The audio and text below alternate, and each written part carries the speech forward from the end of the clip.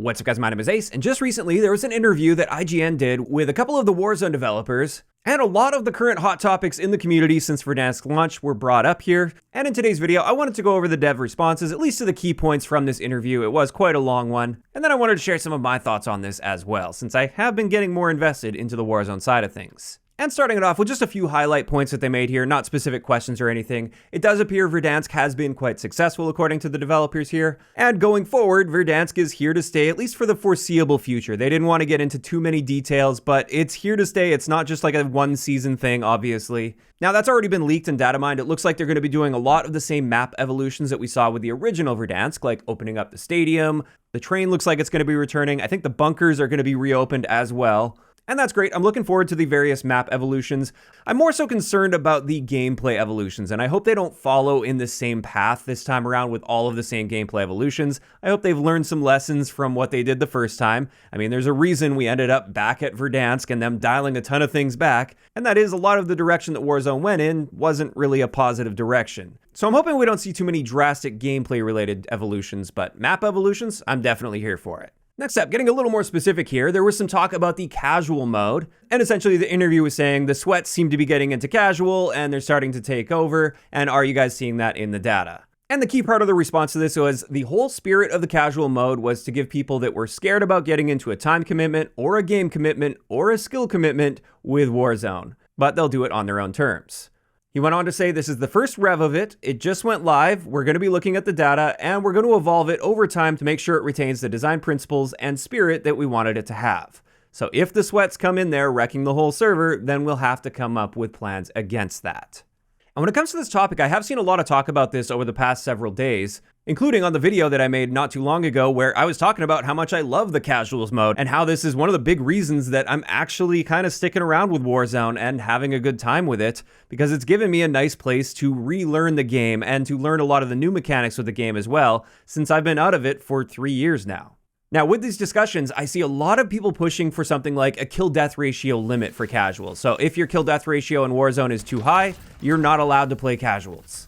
And when it comes to that, I really don't like the sound of that at all. And this is for a few reasons. The first one is this would limit the ability to play with mixed skilled friends, which is one of the great things about the casuals mode. In regular public matches with how the SBMM is, it can be really frustrating if you're a really good player trying to play with a lower skilled friend, because that lower skilled friend is not likely going to be able to keep up, and therefore they're going to have a much worse experience than if they were just playing by themselves or with somebody that's a lower skill. And then for you, typically you've got that player anchoring you down the entire game and you're having to carry that much harder, and that also makes the experience way more difficult and possibly a lot more frustrating for you as well. And I know for many people that's a big problem with Warzone is they couldn't really properly play with mixed skilled friends and have a good time.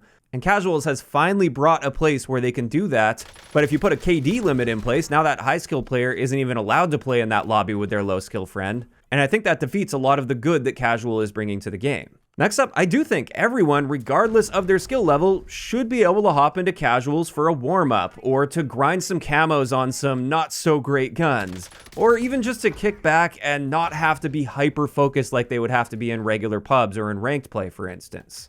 There's also players like myself that would likely exceed the KD limit, but we're not necessarily like absolute monsters just going into the game stomping on everybody. We're just there to get reacquainted with things and learn some of the basics or relearn some of the basics because we've been out of the game for a while. And like I said in that video a little while back, if we didn't have the casual mode, I don't think I would have been sticking around with Verdansk. This is the one thing that's allowing me to have a good experience while also relearning the game and getting reacquainted with things.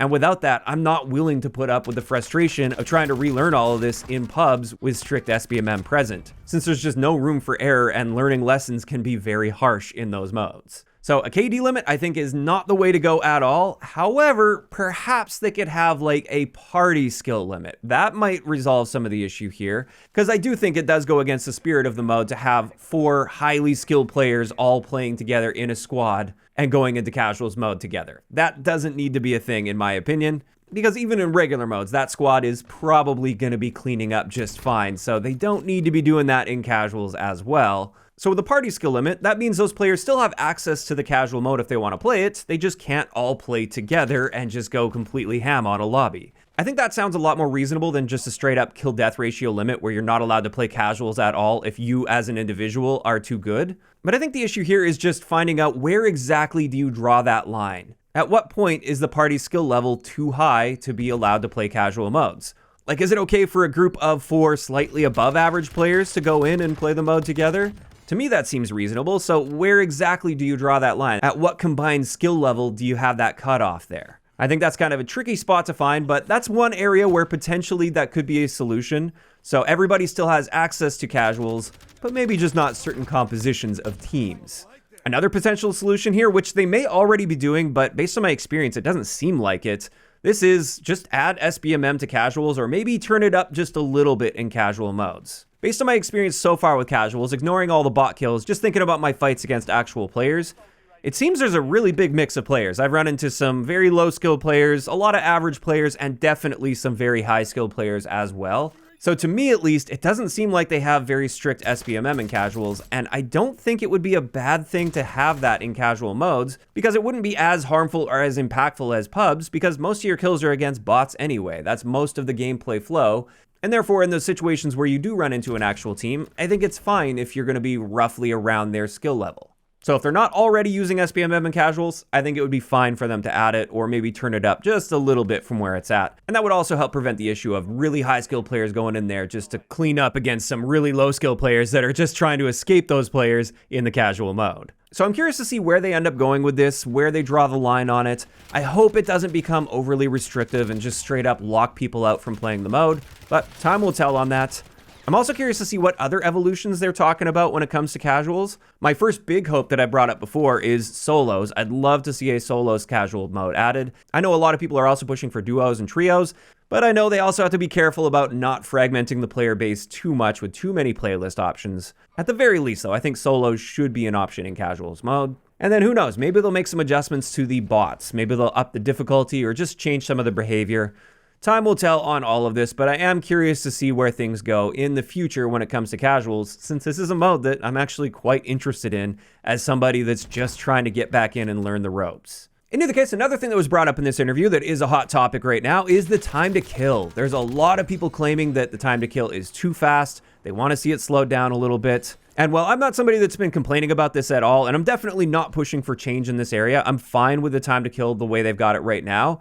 I do have to say, I've definitely run into several situations where I feel like I just get insta-melted by a full auto gun with 0 time to react. And that can be very frustrating to deal with. I do think a big part of that has actually been on the connection side of things, so it feels like you die way faster than it actually took them to kill you on their end. But in either case, like I said, I'm not really wanting to push for a change here because I think they have found a good balance here to ensure the skill gap doesn't get out of control. And I think that's one of the big issues that's happened with Warzone over time is they either lean too far in the direction of having too high of a skill gap, which pushes the casual players out, and you need the casual players to have a healthy ecosystem, or pushing too far in the other direction and catering too much to the casuals, which just makes for like a horribly random experience, and a lot of the more skilled and dedicated players end up falling off because of that. I think with the time to kill the way it is right now, it's probably at a reasonable balance, and the devs did say in this interview they like where the time to kill sits right now, but they will continue to evaluate over time. So it doesn't look like it's changing anytime soon, at least. I do think one potential compromise here is maybe for ranked play, increase the base health that you have, and therefore you have a slower time to kill in the more skill-based version of Warzone or ranked play version, whereas in the casuals and the pub mode, keep the time to kill right where it's at. And then finally, the last key topic that I wanted to talk about here that they brought up in this interview has to do with the cosmetic options in the game. And I'll just read out the question here. He asked, did you ever think at any point that actually, just for the relaunch, at least at the start, we're going to limit it to milsim or some of the stuff that people remembered? Or was that just never a consideration for you? And it was quite a long response to that, but I'll just pull out the key part of this, and that is, I think it's really important for us to respect all the time and money you spend in the game and making sure it's still worth it for you. So essentially, no, they wanted to make sure people had access to all of the items that they purchased or earned.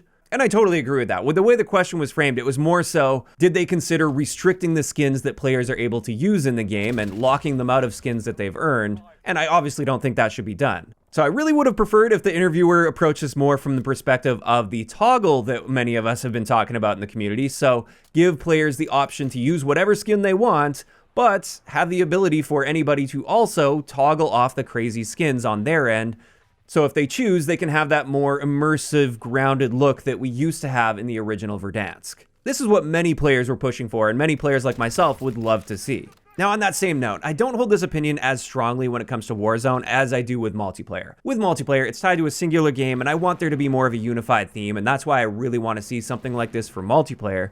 But on Warzone, I consider this to be much more of an open sandbox. It spans over multiple Call of Duty games. It's a free-to-play game as well, and with all of that combined, I'm a lot more open to seeing wacky stuff. I mean, ideally, I would still kind of prefer having that more immersive feel like the original Verdansk, but it's not nearly as big of a deal to me as it is on the multiplayer side. So I'd love to see what developers have to say about a potential toggle rather than locking people out of using cosmetics that they've earned. But unfortunately, that just wasn't part of this interview. And with that, that is going to wrap it up for the key points that I pulled out of this interview, the things I really wanted to talk about today.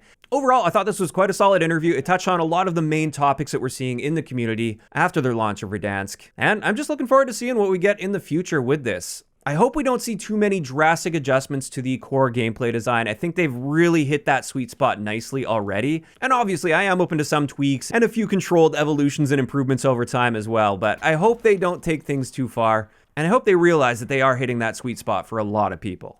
Now, of course, these are just my thoughts on this interview and the state of Verdansk in general, and this is where I want to hear from you guys in those comments down below. How did you guys feel about all of these topics? Do you guys agree or disagree with me or the devs? Just let me know down below. If you enjoyed the video, a like rating is always appreciated, and don't forget to subscribe for more if you haven't already. I'll talk to you guys next time.